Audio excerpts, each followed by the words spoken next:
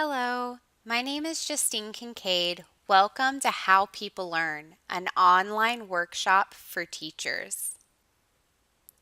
In this segment of How People Learn, we will discuss how to teach your students to learn effectively. By the end of this workshop segment, teachers will be able to summarize the current impediments to effective learning, explain effective study habit skills for students, and design and develop a class for effective study skills. Learning is misunderstood. Most of the methods we have been taught our whole life to study is ineffective. The good news is there is cognitive research out there that provides us with more effective ways to learn. We will equip our students with all the tools to fill their toolbox in order to be the most effective learners they can be. Cognitive research shows massed practice or cram studying is ineffective.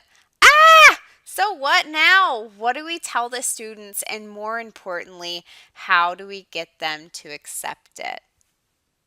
First, we will talk about current impediments to effective learning. Illusions of knowing is a false sense of mastery and can lead to people making poor decisions without even knowing it. The illusion of knowing is where you think that you know, but you really don't. A common mistake in the learning environment is that students will make is that they will practice something until they feel as if they have mastered the skill, and then they would drop this from their study material. They fall into the familiarity trap. They're familiar with the subject, so they feel as if the task has been mastered, so they stop paying attention to it. This is the illusion of knowing. By the time they are tested on it, they realize they were not as familiar with the subject as they originally thought. The next impediment to learning is massed practice. Massed practice has a reputation as being the most effective study method due to the immediate results that can be seen during testing. Research studies indicate that that's not the case. Success from mass practice is temporary at best. In 1978, a research study was done that showed mass practice students get higher test scores immediately. However, those same students forget more than 50% of the information a few days later. Another common impediment to learning is believing learning that is easy is effective. Research indicates that when we experience difficulties that are desirable, it is learned more effectively. Think about life lessons that you've learned along the way. Did you learn them because someone told you and it was easy?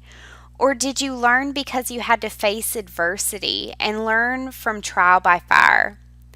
The positives of learning in difficulty are many to mention, but one must keep in mind that there are desirable difficulties and undesirable difficulties.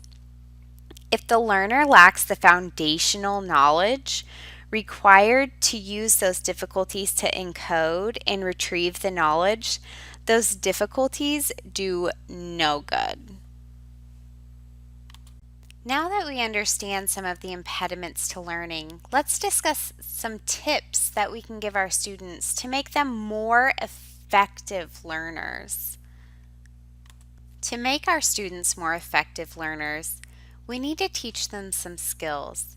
Let us talk about some suggestions for implementation. When I was younger, I wish someone would have sat me down and taught me how to learn effectively. Had I had known how to be an effective learner, I wonder how far I could have gone. Today, we will talk about how you can be that person.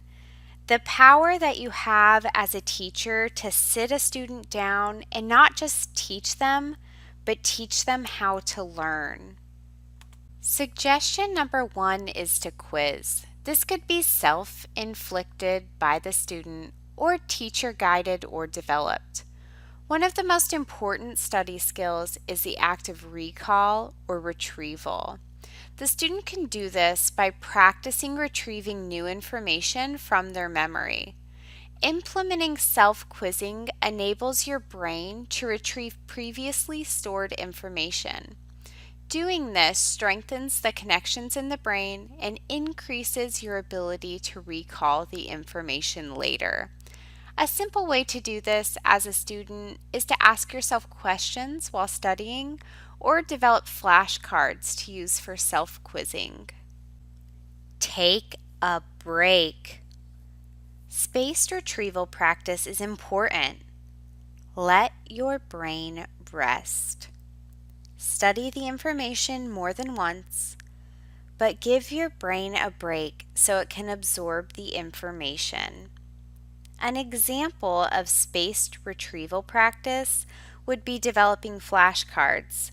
Study those flashcards by shuffling and practicing until the feeling of mastery. Set them to the side to study later. Do this and watch your subject mastery increase. Why is this method more effective than mass practice?